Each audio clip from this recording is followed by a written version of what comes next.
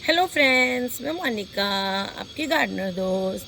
आज आपसे बात करूंगी कि टमाटो प्लांट को उगाने के कुछ ट्रिक्स कह लीजिए या सीक्रेट्स कह लीजिए। उसकी बात करूंगी कि आपको कैसे उगाने चाहिए। अगर आप बिल्कुल न्यू हैं और आप चाहते हैं कि टमाटर उगाएं तो वो कैसे उगाएं। तो देखिए, एक तो इस तरह से बाज़ार में बीज मिलते हैं, ये देखिए। और दूसरा, हमारे घर में जो टमाटर होते हैं उससे भी हम सीड, अच्छा कोई हेल्दी टमाटर हो। ऐसा मत करा करें कि कोई गला हुआ टमाटर है उसके बीज ले लें। लोग करते हैं और लग भी जाते हैं, लेकिन जो गला हुआ है उसमें हो सकता है फंगस लगी हुई हो तो आगे नए पौधे में भी बीमारी ज़्यादा लगे। अच्छा हेल्दी जो आपको टमाटर लगता है वो लें। और जैसे ये बीज हैं ये भी ले सकते हैं। अच्छा, वो घर में टमाटर वाले बीज से कैसे बनाएं, इस पे मैंने वीडियो बनाया हुआ है अपना, तो वो आप वीडियो जो है ये देखिए। ये मॉर्निंग ग्लोरी की एक वैरायटी है। और उनको क्या करें, फिर सीड्स को कैसे उगाना है इस पे वीडियो है मेरा। लेकिन ये जो अभी मैंने सीड्स दिखाए हैं आपको, इन सीड्स को देखिए मैंने यहाँ पर एक गमले में, तो ये देखिए ये मैंने गमले में फेंक दिया था। मैं आजकल यही ट्रिक अपनाई है मैंने कि कोई भी मुझे सीड्स लगाने हो तो बहुत सारे सीड्स में किसी एक गमले में फेंक देती हूँ, मतलब लगा देती हूँ। अलग से कोई बर्तन लेके उनको नहीं लगाते। ये बड़े गमलों में लगाने का एक फ़ायदा ये है कि इस बड़े गमले में मॉइस्चर बना रहता है। तो जो सीड्स हैं, कई बार अलग बर्तन में लगाते हैं तो पानी, मेरे को सबसे बड़ी प्रॉब्लम ये रहती है, इतने पौधे हैं तो पानी 19-21 होते ही फिर वो लगते नहीं हैं। इसलिए बड़े गमलों में लगाने से इनमें पानी का मॉइस्चर बना रहता है। तो देखिए ये कितने सारे टमाटर मैंने बीज फेंक दिए थे, कितने सारे पौधे लगे हुए हैं। अब ये क्या है, ये अपने आप ही इस गमले में लग गया था, तो इसको भी अब मैं ट्रांसप्लांट करूँगी। तो बात मैं ये करती हूँ कि जब वो सीड्स, जब ये जैसे मैंने आपको दिखाए वो पौधे लगे हुए हैं, एक साथ मैंने लगा दिए हुए हैं, तो जब वो पौधे थोड़े इतने बड़े बड़े हो जाएंगे, 3-3 इंच के ऐसे हो जाएंगे जब वो पौधे बड़े, तो उनको फिर मैं ट्रांसप्लांट करूँगी। तो उनको ट्रांसप्लांट करना होता है, उनमें से जो हेल्दी हेल्दी पौधे होते हैं उनको निकाल के आप, या तो ज़्यादा छोटे हैं तो उनको एक बार थोड़ा 4 इंच के या 6 इंच के गमलों में लगा दें। और जब उसको इंडिविजुअल प्लांट को, या कोई थैली होती है ना, दूध की थैली वगैरह, उसमें लगा दें निकाल के। जो अगर आपको गमले में लगाना है तो स्पेशली, और ज़मीन में लगाना होता है तो उनको लेके ज़मीन में लगा देंगे। जो हेल्दी प्लांट्स हैं, और जो अनहेल्दी हैं, कम डेवलप होते हैं, उनको छोड़ देंगे। तो इसको कहते हैं थिनिंग करना। थिनिंग मतलब पौधों को, हेल्दी प्लांट्स को छांटना, और बीच में से जो अनहेल्दी प्लांट्स हैं उनको निकाल देना। अगर गमले में लगाना है तो उनको, हेल्दी प्लांट्स को लेके 6-6 इंच के या 4 इंच के गमलों में लगाएं, और उसमें थोड़ा सा आप डीएपी के 10 एक दाने डाल दें। डीएपी चारों तरफ गमले के रिम के साइड में मिट्टी में थोड़ी सी जगह बना के उसमें डाल दें, चारों तरफ फैला के 10-15 दाने। वो इसलिए डालते हैं कि इनकी रूट्स मजबूत हो जाएं। शुरू में जब पौधे की रूट्स मजबूत हो जाती हैं, जैसे मैं विंटर सीजनल्स भी आपको बताती हूँ, तो इसमें पहले डीएपी देते हैं थोड़ा सा, या रॉक फॉस्फेट देते हैं। अगर सब्जी का पौधा है, आप चाहते हैं कि आप केमिकल बिल्कुल यूज़ नहीं करें, तो आप फिर उसमें रॉक फॉस्फेट थोड़ा सा आधा चम्मच डाल सकते हैं हर पौधे में। रॉक फॉस्फेट मैं अभी आपको दिखाऊंगी, पाउडर सा आता है रॉक फॉस्फेट का, तो वो डाल दें। आपको ऑनलाइन मिल जाएगा, दुकानों पे मिल जाएगा जहाँ खेती का सामान मिलता है। तो रॉक फॉस्फेट डाल दें, उससे रूट्स अच्छी डेवलप होंगी। तो जितनी अच्छी रूट होती हैं किसी पौधे की, उतना अच्छा हेल्दी वो पौधा रहता है, उतना ज़्यादा वो न्यूट्रिशन ले पाएगा ज़मीन से, और फिर वो अच्छे फल, और पौधा हेल्दी होगा तो फल अच्छे देगा, ज़्यादा देगा। तो इसलिए थोड़ी सी रूट्स डेवलप करने के लिए उसको एक बार हम 6 इंच के गमले में लगाते हैं। वरना हम डायरेक्ट भी लगा सकते हैं, लेकिन एक बार छोटे गमले में लगाने का पर्पज़ ये होता है कि उनकी रूट्स बहुत अच्छी डेवलप हो जाए, छोटी थैली में या गमले में। तो अगर हम उसको डायरेक्ट भी लगाना चाहें तो हम डायरेक्ट भी लगा सकते हैं। तो उसको आप अगर डायरेक्ट लगाना चाहते हैं तो उसको 1.5-1.5 2-2 फीट की दूरी पे पौध को लगा दें। देखिए अभी कितना बड़ा हो गया। अच्छा, फिर जब वो आपके 6 इंच के गमले में बड़े हो जाएं, जैसे जो अभी मैंने पौधा दिखाया था उतने बड़े हो जाएं, या ये थोड़ा सा ज़्यादा बड़ा हो गया है ना, तो वो बड़े हो जाएं। अगर मैं जैसे बार बार कह रही हूँ, अगर आप डायरेक्ट ही उसको 12 से 15 में लगाना चाहते हैं तो लगा सकते हैं, लेकिन फिर आपको उसको पानी का ध्यान रखना पड़ेगा। पहले एक बार छोटे गमले में, जैसे ये अब पौधा बड़ा हो गया है, अब मैं इसको फाइनल पॉट में शिफ्ट करूँगी। तो उससे क्या होता है कि अब फिर इसके रूट सिस्टम अच्छी तरह जब तक डेवलप हो जाते हैं, फिर इसको जब बड़े में हम ट्रांसप्लांट करते हैं तो वो और अच्छी तरह पौधा जो है वो बढ़ता है। अब इसके ट्रांसप्लांटिंग का भी एक तरीका होता है। आप जब एक पौधे को बड़े गमले में ट्रांसप्लांट करने लगते हैं, तो जब हम इसको ट्रांसप्लांट करेंगे तो ट्रांसप्लांट का तरीका ये होता है कि ये नीचे की थोड़ी सी पत्तियां हटा दें, और जितना गहरा हम इसको अंदर लगा सकते हैं, ये पत्ती भी भले हटा दें, ये वाली भी, हम अब इसको इतना तक नीचे मिट्टी में दबा के लगा सकते हैं। क्योंकि टमाटर के पौधे में आप देखना छोटे छोटे रोए होते हैं साइड्स में, ये छोटे छोटे रोए होते हैं।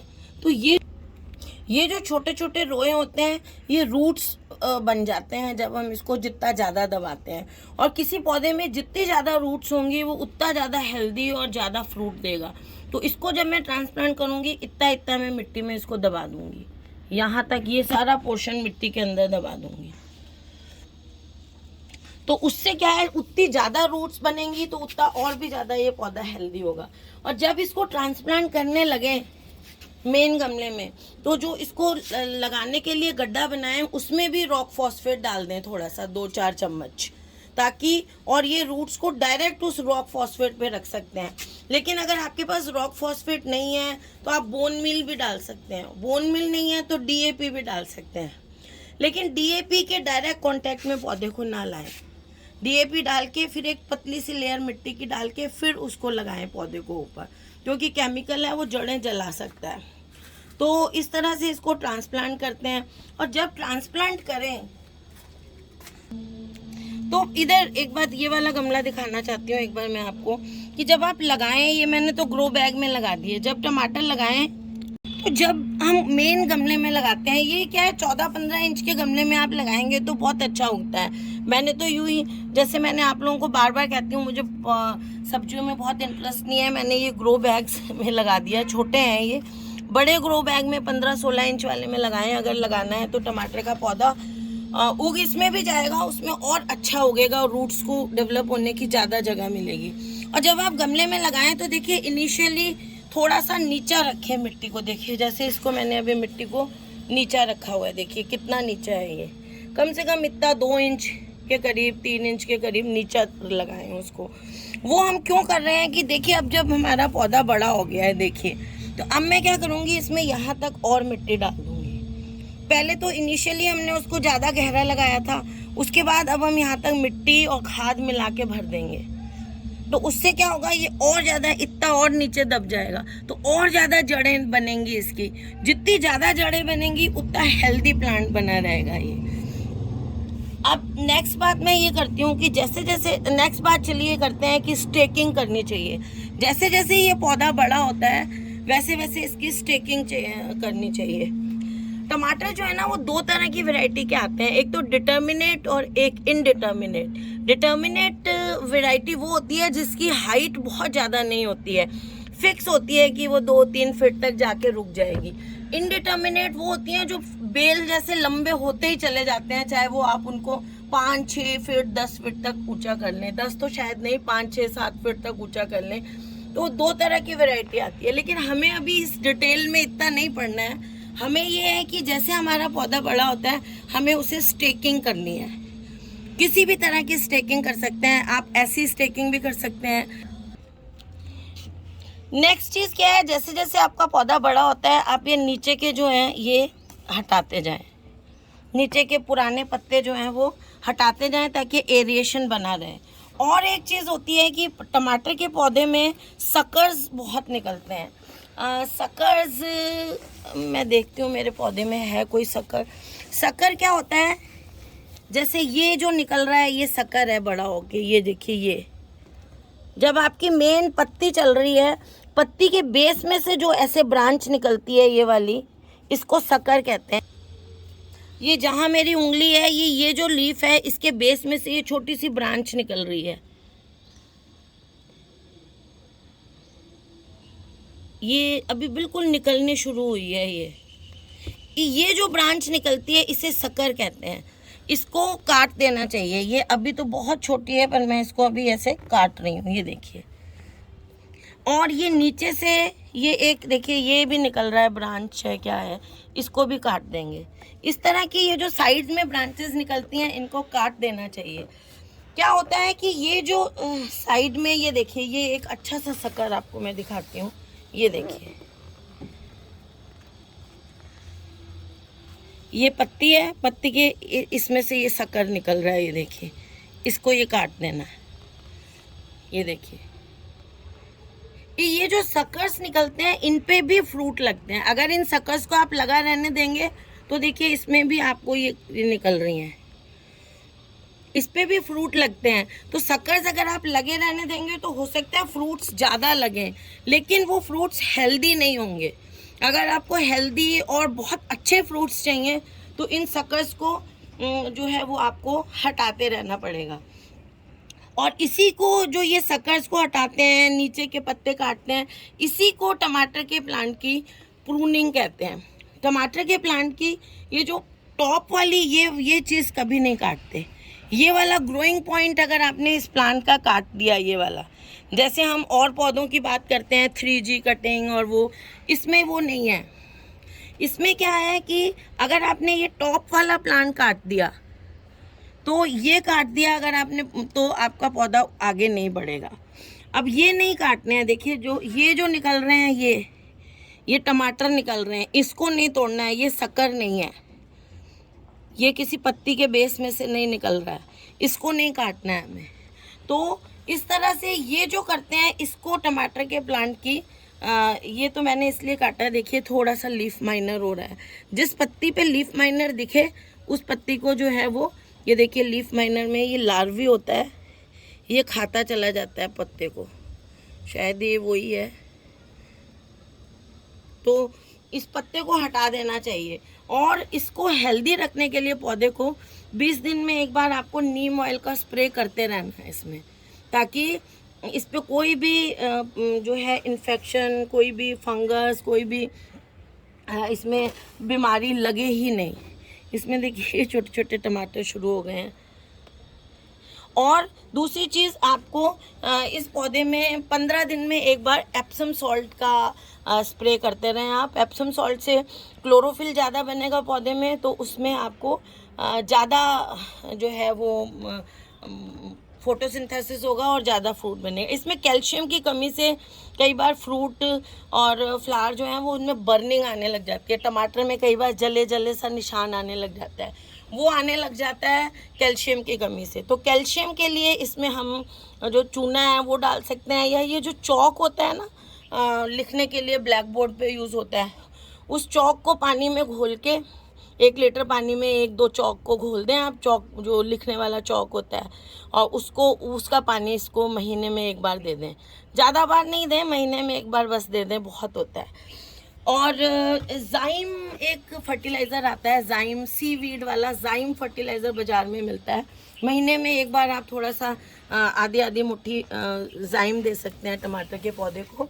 और वीकली अगर मैं बात करूं तो आप हर हफ्ते 1 मुट्ठी जो है, या तो आपके पास गोबर की खाद हो, और या आपके पास ये वर्मी कंपोस्ट हो, तो वो आप इसको दे सकते हैं वीकली। तो बस इस तरह से सनलाइट इस पौधे को 5 से 6 घंटे की रोज चाहिए।